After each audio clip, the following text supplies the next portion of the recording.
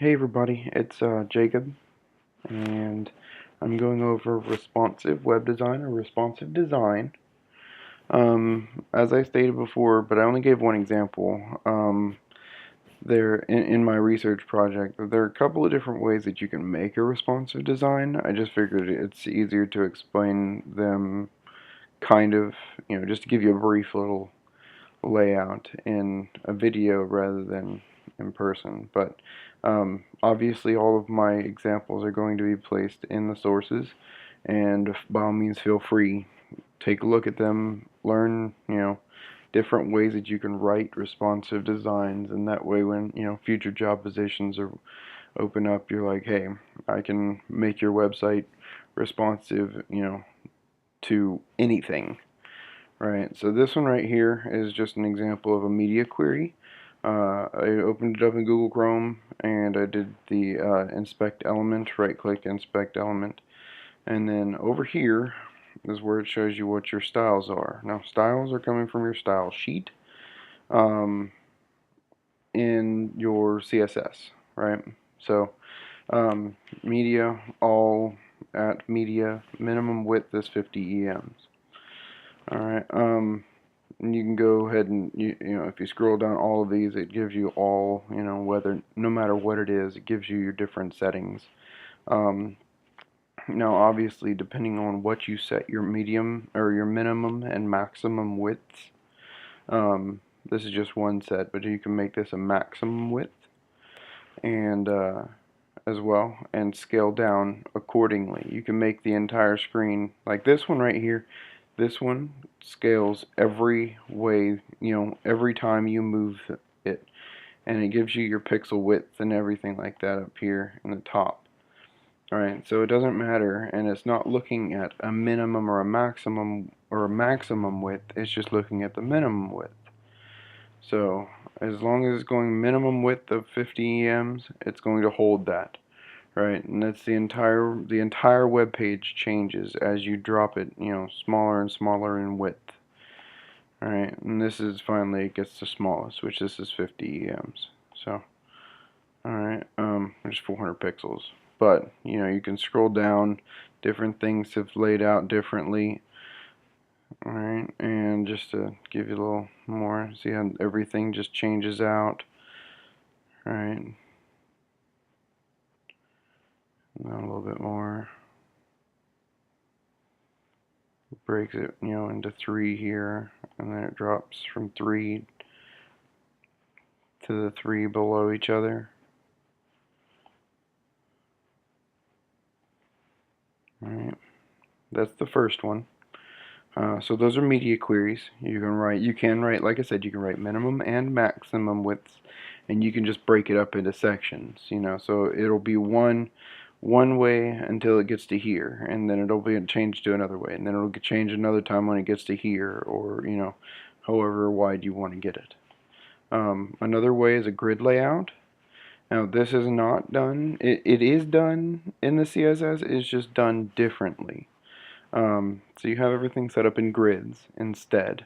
Now with 996 grid, you have to download their whole, they have a normalized CS, a base CS, a grid CS, a style CS, and everything has to be placed within it. Now you can place your own within the style CSS, and then you can, add whatever you want to in there. You just can't take away, or else it won't work properly. Now one of the biggest things this is let me go ahead and drop out of this, because all of this is just the same here. It's just, center, grid, format. Alright.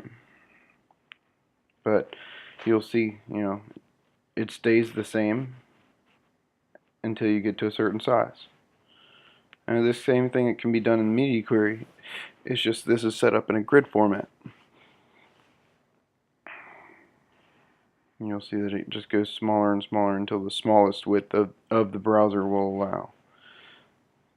Right, and you can see everything.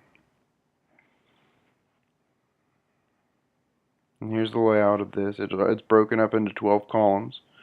Everything is set up, you can set it up in 1 to 2 to 4 to 12 column ranges, and that way everything will have to adjust to that size.